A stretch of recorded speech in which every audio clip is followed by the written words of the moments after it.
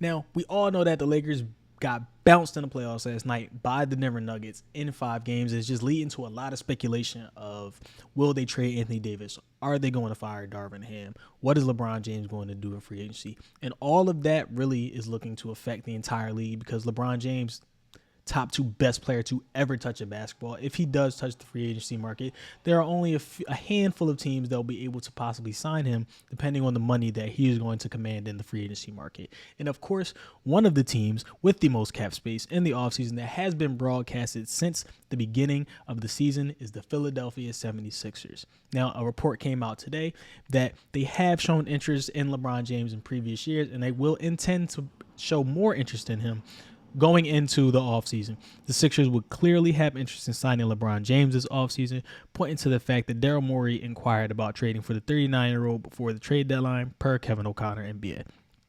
Out east, the Philadelphia 76ers inquired about trading for James ahead of February's trade deadline, so clearly Philadelphia will have interest in using its cap space on LeBron James this summer.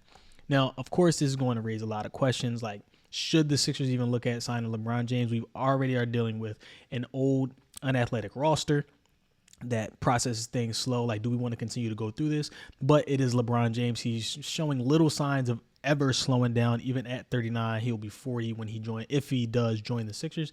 He is, on the older side, but the way I look at it is the Sixers have maybe a 2 more year window with Joel Embiid. So if they do want to sign LeBron James, I don't think that it would be a bad decision, because maybe LeBron James does play the next 2 years. You can maximize your championship opportunity or your championship window currently with the roster that will be constructed in the offseason. So you'll have Joel Embiid, Tyrese Maxey, and LeBron James, and you fill around that.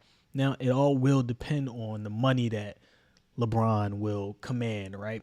If he does not want to max, I'm all for the Sixers signing LeBron, just because, like, if you can sign LeBron and then build around that, then I'm perfectly fine with signing him, because, like I said, it's only a 2 year window that I see with them, with Joel Embiid, and maximizing their championship window. And why not sign one of the top 2 best players to ever touch a basketball? So I think it'll be a really good investment there. And then obviously, honestly, if you can sign LeBron James, and maybe you can still go after Paul George. Maybe LeBron James takes less, talks to Paul George, and then also says, all right, Paul, will you take less? Paul George says, absolutely. Now you have a core of Tyrese Maxey, Joel Embiid, LeBron James, and Paul George. And maybe you can sign Kelly Oubre back and then fill out the roster that way. I don't know, but this is all if LeBron James would take less money to come to Philadelphia, which is something that we'll have to look at later. The second question is, will LeBron James want to come to Philadelphia at all? Now, we do know back in 2017, the year that Kawhi went to the Raptors, there was a lot of speculation of, LeBron took a meeting with the Sixers, right? And I don't think he ever showed up. I think Rich Paul was the one that took the meeting.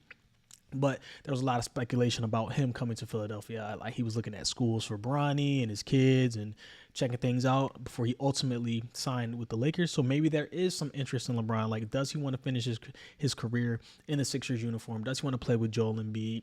Does he want to play with Tyrese Maxey? Like, how would that look, right? And like I said, what's the money that he will command? We don't know. We don't even know if he's going to touch free agency, but it's definitely something to think about, right? So I do think that it will add a different dynamic. And, if the Sixers do have LeBron James, like, say if they had LeBron James with the same exact roster, what does that look like? So now you have Kyle Lowry, Tyrese Maxey, Nicholas Batum, LeBron James, Joel Embiid, Cam Payne, D'Anthony Melton, Buddy Hield, Kelly Oubre, Paul Reed. That is if they had the roster, same exact roster today in the playoffs versus the Knicks. If they do have this roster, do you see the Sixers beating the Knicks currently, right? I say absolutely, because then you're taking Tobias Harris out of the equation.